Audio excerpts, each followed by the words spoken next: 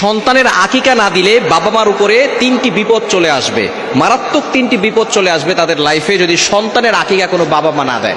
বর্তমান সমাজে অনেক বাবা মা এমন আছে যারা সন্তানের আকিকা দিতে চায় না। হ্যাঁ, যদি কারো টাকা পয়সার সমস্যা থাকে সেটা ভিন্ন বিষয়, আর এই আকিকা দেওয়া এটা ফরজ নয়, ওয়াজিব নয়, এটা হচ্ছে সুন্নাত।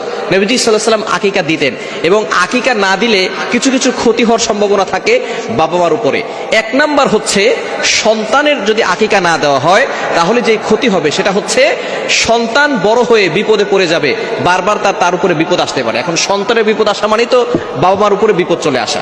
এজন্য সন্তানের আকিকা অবশ্যই দেওয়া দরকার।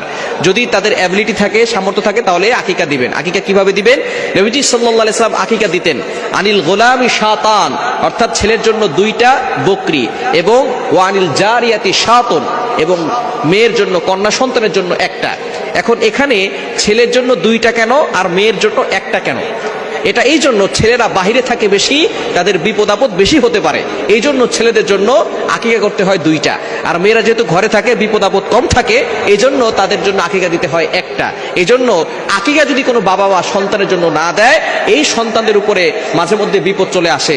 সন্তান অসুস্থ হয়, বড় হওয়ার পরে রোড ঘাটে চলাফেরা করে, অনেক সময় অ্যাক্সিডেন্টের সমস্যা থাকতে পারে, বিভিন্ন ধরনের বিপদ তাদের ভিতরে চলে আসতে পারে। এজন্য অবশ্যই যাদের অ্যাবিলিটি আছে সন্তানের জন্য আকিকা দিয়ে দিবেন। আকিকা 7ম দিনে করা সুন্নাত। যেদিন সন্তান জন্মগ্রহণ করবেন 7ম দিনে আকিকা দিবেন, এবং মাথা মুন্ডন করে সেই মাথার চুলগুলো ওজন করে আপনি কিছু রূপার মূল্য দান করে দিবেন, এবং আপনি তার সুন্দর একটা ইসলামিক নাম রাখবেন, তাকে ধর্মীয় শিক্ষা দিবেন, কোরআনের শিক্ষা দিবেন। অর্থাৎ 7ম দিনেই তার জন্য আকিকা দিতে হবে, এটা হচ্ছে সুন্নাত। যদি 7ম দিনে না দিতে পারেন তাহলে 14তম দিনে দিবেন। যদি সেই দিনও আপনি না দিতে পারেন তাহলে 21তম দিনে দিবেন।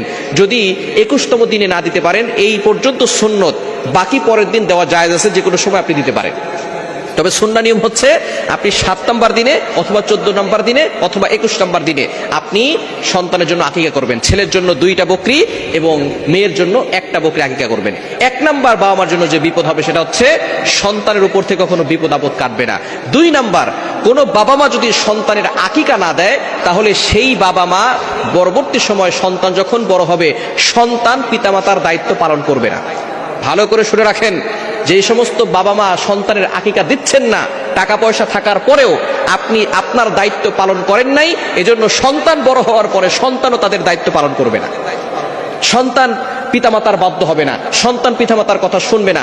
অনেকে আমাদের কাছে ফোন দিয়ে বলে, হুজুর আমার সন্তান আমার কথা শোনে না, আমার ছেলে আমার কথা শোনে না, আমার মেয়ে আমার কথা শোনে না। সন্তান জন্মগ্রহণ করার পরে আপনি তার আকিকা দেন নাই, তার দায়িত্ব পালন করেন নাই, এজন্য সন্তান বড় হয়েও আপনাদের দায়িত্ব পালন করছে না। এজন্য অবশ্যই 2 নম্বর বিপদ হচ্ছে সন্তান পিতামাতার বাধ্য হবে না। এবং 3 নাম্বার সেটা হচ্ছে সন্তান পিতামাতার ব্যাপারে কিয়ামতের ময়দানে শাফায়াত করবে না।